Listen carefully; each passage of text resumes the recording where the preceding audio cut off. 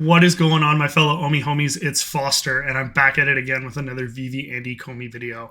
Guys, today there won't be any charts up on the screen. I'm not going to be blasting you with any statistical formulas or anything that you need to be aware of in order to keep up with your investment. Today, we're going to be talking about a lot of things that I've experienced recently in the community, from being able to go to Comic-Con and interact with the community, as well as meet the team for the first time. I want to go over all those experiences that I had and share them with you, as well as revisit why I first invested into the project, the things that I've seen change since investing, and the things that I'm looking forward to moving forward. If you guys can, please subscribe to the channel if you have not done so already. Make sure that you like the video and hit the post notification bell so you do not miss any other content that I will be putting out. Like I said, it's going to be a little bit of a different one, but I do think that you guys are going to find it very valuable. So stick with me, and here we go. So the first thing that I want to go over today is my thesis on VeVe and why I invested. For those of you that don't know, I've been in the project since April of 2021, and I actually primarily came in on the OMI token side. If you're watching this and this is one of the first videos you've seen from me, the OMI token is a cryptocurrency that underpins every transaction that takes place on the VeVe app. And if you don't know what the VeVe app is, it is a premium licensed digital collectibles platform where you can collect some of the most popular IP in the world, such as Disney, Marvel, DC, Star Trek, and many more. So, when I first found out about this project, I did a few weeks of research into it before investing into anything. I actually purchased OMI tokens on April 8th of 2021, and then I downloaded the VeVe app on April 11th of 2021. I started my collectibles journey fairly slowly, started to continue to do research, as of course you don't want to ape in and put a bunch of money into something that you don't fully understand. As I did research over the months, I continued to become more comfortable with my investment, which led me to invest almost six figures into the token as well as the VeVe app. And since then, I've learned even more information about my investment, and I want to share that. And that's why I created a YouTube channel to try and get you guys all the information that I've been learning to help you guys along your journey as well. So some of the things that I've seen change since I invested in the project originally, and I'm not going to go over specifically the things that have changed in the project, because that alone could be a 1-hour video. There's been so many things that have happened in the last year and a half. But what I'm going to be referencing specifically is macro changes. And when I say that, I mean either industries, companies, or entire governments or the world outlook changing on specific items and issues. So some of the things that we've seen specifically that has kind of reaffirmed my belief in the direction that VeVe is heading with their company is an example like Facebook, which was one of the biggest companies in the world at the time and really still is. And with them rebranding to Meta and doing a primary focus on the metaverse, it kind of reaffirms that major companies are seeing the direction and vision that VeVe has been looking to take this project since 2018 when they first started. Recently, as of today, Google has announced that they will accept cryptocurrency payments for cloud-based services. So seeing a big entity like Google doing something like that, we do know that Apple is working on AR glasses as well as Google working on AR glasses. So a lot of the major companies right now are working towards adopting either cryptocurrency, AR function, or the blockchain/NFTs into their business models. And to me, that's extremely bullish towards the adoption that we are likely to see as the technology continues to grow over the coming years. One of the things that I've also really enjoyed seeing is the role that governments are taking. Now, I know that this may not be very popular to all of you, but cryptocurrency was always going to become, to an extent, centralized. And I know people like cryptocurrency because it's decentralized, and that's the entire model of it. But realistically, people were not going to be able to make millions and millions of dollars forever without the government wanting to be able to monitor it for any illicit activity or to make sure that you're paying the taxes or for a plethora of other reasons. So the fact that governments are starting to look at creating central bank digital currencies, the fact that other governments like in Singapore and a lot of the Asian regions are looking at adopting metaverses and NFTs, as well as just adding that to their portfolios and balance sheets, the fact that VeVe has partnerships with companies like USPS, the United States Postal Service.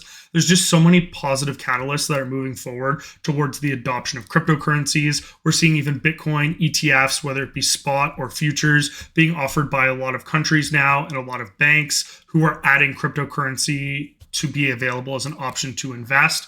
I think as time goes on, we will start to see even more catalysts that ensure that cryptocurrency becomes mainstream. And of course, the hope is that OMI will be one of the currencies that is used the most, especially when it comes to digital collectibles. I also understand that not everyone has the same vision. And I also understand that things that people have researched or looked into may be a struggle to them when they look at a lot of the things that have come or a lot of the setbacks that we've either had in the cryptocurrency space or even just in the project with VeVe and Ecomi. I do my best to respond to as many people as I can when I'm interacting on social media. If you guys don't already, make sure to follow me on Twitter at FosterHilt. I interact with the community all the time. Even if I don't agree with your perspective necessarily, it's always great to have a good conversation and understand a perspective and from somewhere else, see where they're coming from and try and find a middle ground. And it helps me learn and hopefully it helps them learn as well. I think it's important to recognize that two people can have a perspective about the same issue and they can both actually be correct. And what I mean by that is the following. I have a pen like this, and if I hold it directly towards you like this, it just looks like a point. So if you're looking at it through the camera lens, you would say that maybe I'm holding a pin or something that's very small and narrow. But if you're looking at it from the side, you realize that it's actually very long. So two people could be looking at the same thing, and that's of course just one kind of goofy example, but we could both be looking at that, and we could both be right, but we just have a different perspective looking at the same issue. And I think that that's one of the things that I've noticed the most in the cryptocurrency space is a lot of people that are in here right now that are choosing to continue to interact are people that still believe in the long-term value proposition of cryptocurrency, that believe in the long-term value proposition of VeVe. They just don't have necessarily the same outlook or the same perspective that allows them to see what could come from, and they may be looking at it just through a different lens. Doesn't make them right or wrong. It just means that the sum of the experiences that they've had led them to that conclusion. And sometimes it's just up to either the rest of the community or even just up to them themselves to go out and do that research to get those experiences in order to have that perspective. And that's really the bulk of what this video is going to be. It's something that I guys want you to all understand is that I haven't even necessarily had those perspectives for the longest time. But after going to New York Comic Con this past weekend, I wanted to take a few days to compose my thoughts before I made this video. But I really do feel like I have a more well-rounded experience model now that I can base my opinions off of. And after interacting with the community and seeing so many awesome people at the VeVe booth that was partnered with Marvel, being able to meet so many people that watch my content and thank me for what I do, and shout out to each and every one of you that came up to me, that let me sign your shirts or that took pictures with me. That was a really surreal experience for me. I'm a very simple guy. I have very simple needs. So to kind of have that overwhelming support from everyone was pretty incredible. I almost didn't know how to process it there at the time. But I just want to thank all of you guys for a moment for being so supportive of me and my journey. And I hope that you felt supported back. And it was really nice to meet each and every one of you. It was just a really incredible experience to be around like-minded people. I think sometimes when we're on social media, we get caught up into a narrative or people who, are possibly a little bit more negative. And sometimes those tend to be the loudest voices. But I know that anyone that made the effort to come out to New York Comic Con is someone that really believes in cryptocurrency, that believes in VeVe and believes in the long-term outlook of the project. And it was really nice to be able to share so many awesome moments and conversations and experiences with these people, because it really showed that they understood the project, they understood their goals and where they wanted to be. And it's important to remember as well when I'm saying all of this, not all of these people are up on their investments. As a matter of fact, many of the people that I actually spoke to were down anywhere between 50 and 80% on their investments overall. And I think that that's important to remember as well and I sometimes forget that. I look at it through the lens of someone who's been here for quite a while, who had the opportunity to secure a lot of collectibles on drops back in the middle of 2021. And then we have people that came in January and February who spent a lot of money and probably came in at the top and have never made money on this platform and who are down on their investments. So it's easy to forget that there's people out there like that who are just very frustrated because they don't see the light at the end of the tunnel, because they don't know what it looks like in order to be up on their investment. And all that they're hearing when they complain is that they're a fudder or that they don't know what they're talking about or anything like that. And I can definitely say for myself that, I've definitely been guilty of that sometimes as well. But this is about taking the time to hear people out and listen to what they have to say. And that's why I think, the perspective shaping and giving people information is so important. So what did I learn at Comic-Con that really shifted my perspective and led me to the thought processes that I'm having here today? Well, the important thing to remember is that being in this project for 18 months, I've had the opportunity to interact with pretty much everyone that I interacted with in person on social media to some extent, and that includes the team. For those of you that don't know, I had the distinguished honor to attend a private dinner with David Yu and Dan Carruthers.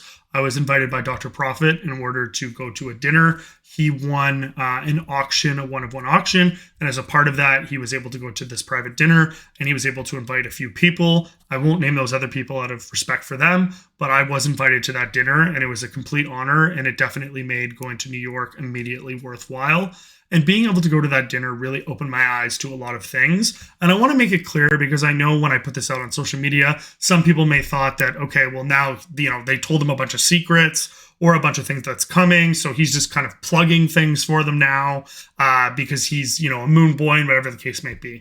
I want to make it really clear that there really wasn't much specific VeVe or Omi talk at the dinner at all. And any of the things that we discussed were really things that we've already discussed in person or are things that are already public knowledge and available to everyone.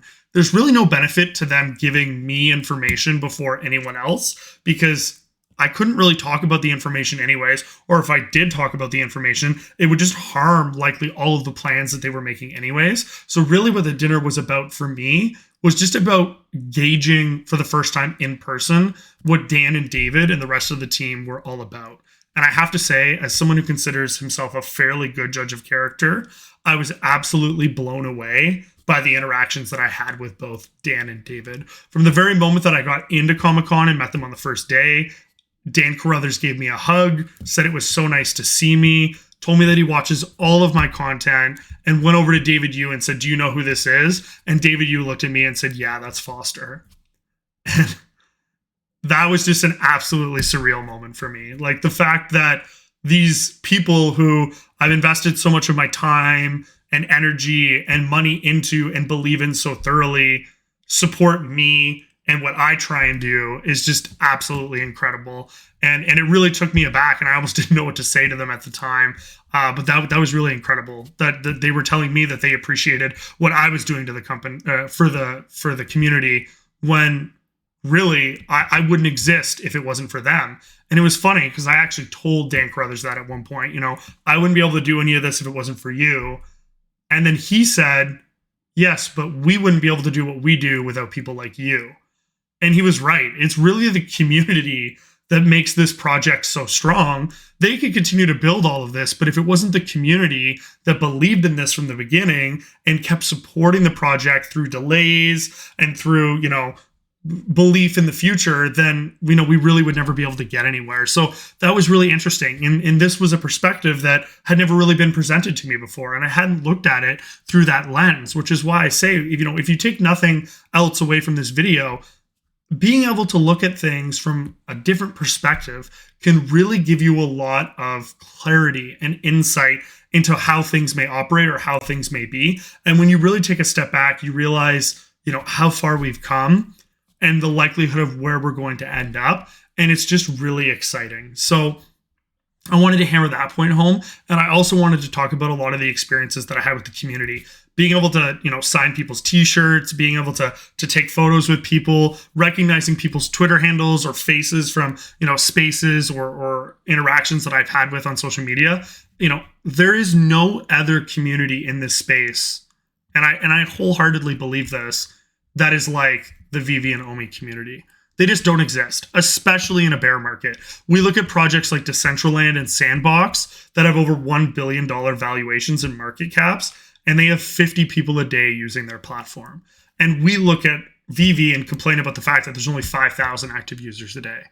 It's just really incredible to see what they're building out and what they're attempting to accomplish. So where does that get us? Because you guys weren't there. I was there. Maybe you were there. If you are watching my video and you were there, let me know down in the comment section down below if you're able to meet me, or even if you weren't, if you were at the event and what you thought about the entire Comic-Con experience.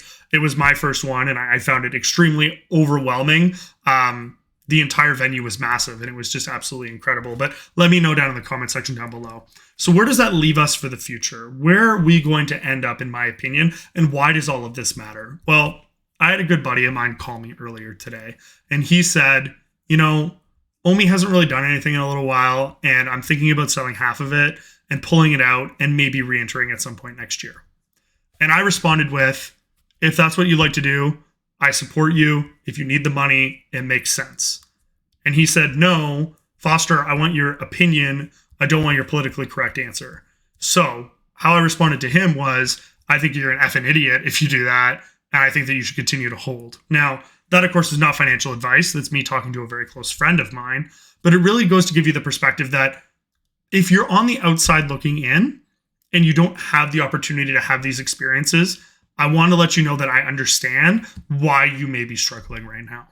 And I can't say or do anything to persuade you or change your mind, because that's not what my job is. My job is to present you with the information that I find out and that I research, and then for you to make your own decisions. So what I'm trying to do in this video is present you with that information and hope that you are able to make the correct decisions for yourself based on it. After talking with the team, I can say for myself, unequivocally, I have zero doubts in the direction that the project is headed. And I believe that they will not only accomplish all the goals that they have set out to, but they will likely accomplish far more than any of us currently could ever imagine. What that ends up looking like, I have absolutely no idea, but I know that if it's within my physical power and capability, I will be around to find out what that is. When David Yu says their goal is not to have 1 to 2 million users, it's to have 50 to 100 million users, I can say that I've looked him in the eyes while shaking his hand, and that I fully believe that he will do everything that is humanly possible in his power to make sure that that happens. That doesn't ensure that the project will be successful. There is absolutely no guarantees in life, but if I'm going to go out on a limb and take my chances on anything in this space, or really anywhere else, it's going to be on this project, not just because of the people that are running it, but because of the people that are in it, because they're the ones that are going to make this project successful. Anyone that's watching this video right now, you are part of the reason that VeVe is going to turn into the company that it will be in 3 to 5 years. And I just wanted to take a moment to thank all of you for being on that journey with me. I don't really want to talk about anything else. I think that I've hopefully given you some insight and perspective as to how the team interacts, how they treat everyone, and how much they care about this community and being successful. What the future holds, I absolutely cannot wait to find out. Stay tuned for more content coming out. Hopefully we have some information on other things that are being released at some point, and I will be making video on each and every one of those. I love you all. If you haven't done so already, please subscribe. Peace.